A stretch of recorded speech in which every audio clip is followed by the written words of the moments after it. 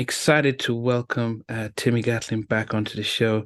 It's been a while, so can't wait to introduce him here. But yeah, when I reflect back on the interview we did, it goes almost 2.5 years ago.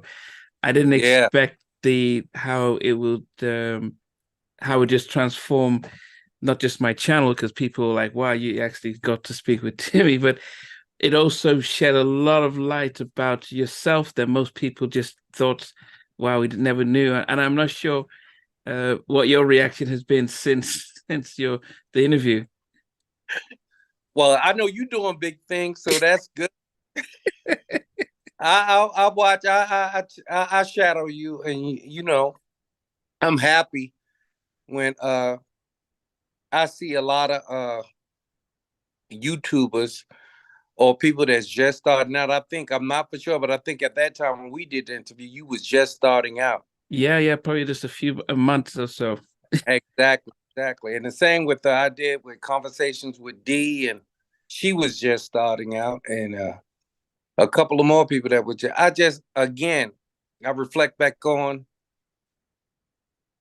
that time. It wasn't too long ago, but I always loved people who was starting out, and I, for whatever reason, I deem them as the underdogs because y'all don't have that big support immediately. And I love working with people like that because I think that I think I was like that, and God was like that. We didn't have starting out. We didn't have that big support until we kept grinding, and later on it came. Yeah. So I love supporting, you and others. Yo, yeah, no problem. But you're doing big things now, and I'm proud of you, man.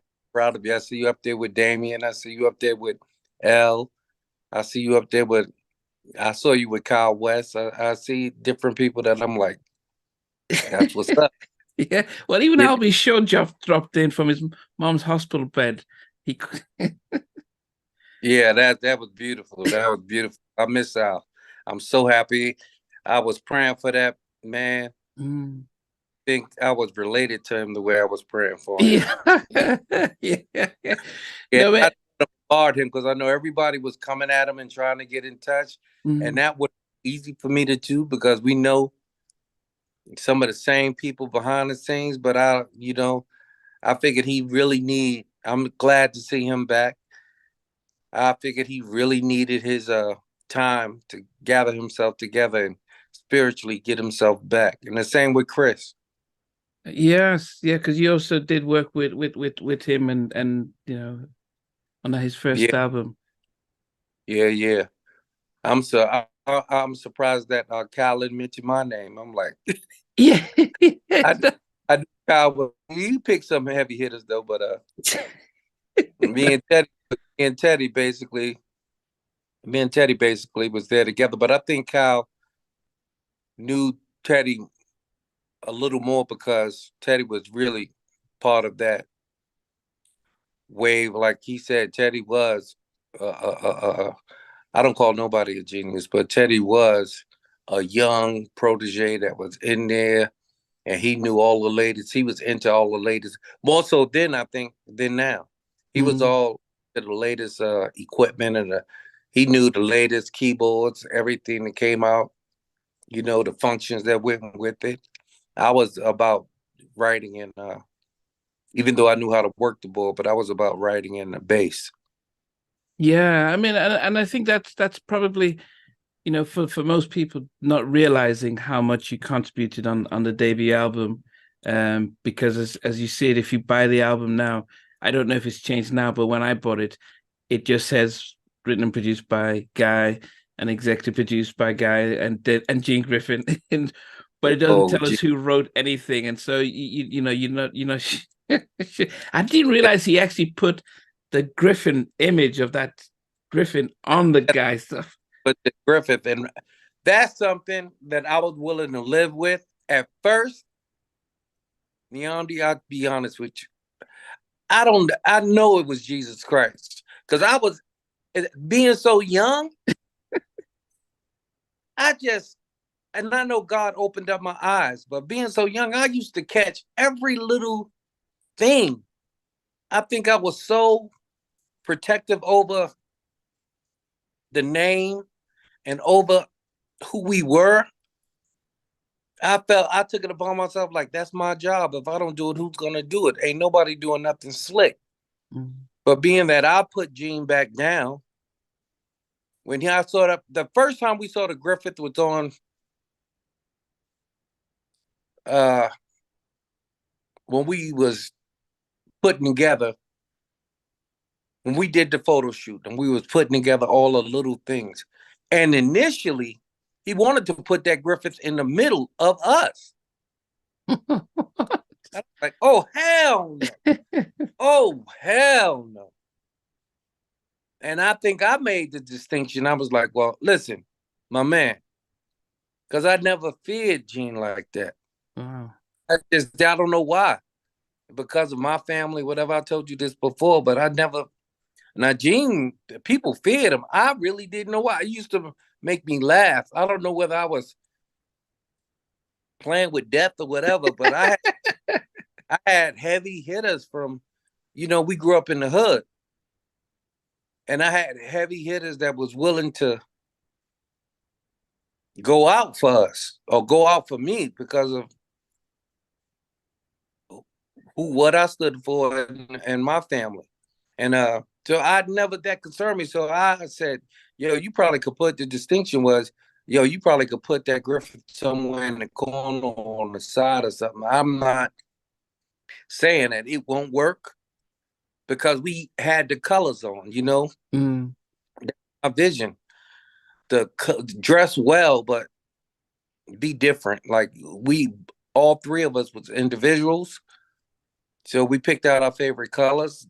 Everything we wore back then was made.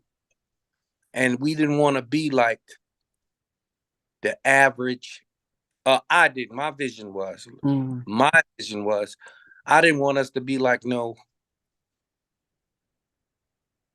young guys and stuff. I was getting ready to curse. Young guys and stuff on the corner or you could see in a club on the weekend. I wanted to be something different. I wanted to elevate. I wanted to elevate our image, our style. I want us to put us right in with the big, how can I put it?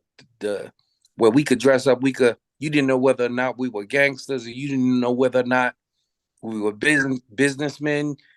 We could be formal, we could wear a brooch, we can wear leather, we could wear silk, and I felt like that we could cover all of the bases.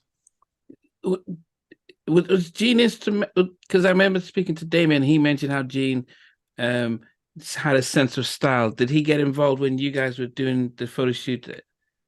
Most definitely, Gene was impeccably Wow.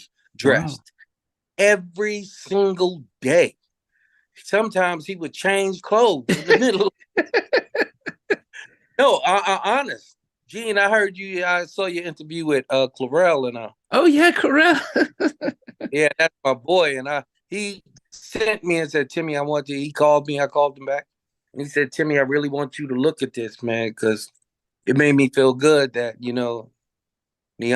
Niamdi reached out and we did the interview. I said, oh, great, great. And I didn't think nothing of it. Days went by. And he called me again, man, you should really watch it. So I said, took that as a signal that he wants me. And so I watched it and I was like, wow, he really, really did great with explaining. And I forgot. Don't ask me because we were so close when we were kids, man. I literally forgot how Clurel mind worked. He remembers every single thing. He can go back in time and remember what we had on, where we was going, who ate what. Yeah. I thought of a Clurel, and he hit a lot of things right. For the most part, he hit things right on the head. But I was Right. surprised how honest he was about, when he sort of when he sort of left and he didn't. I thought, well, does Aaron supposed to replace him, and didn't you try and get yourself back in? But he just seemed like, yeah, that's how life is. Mistakes happen. And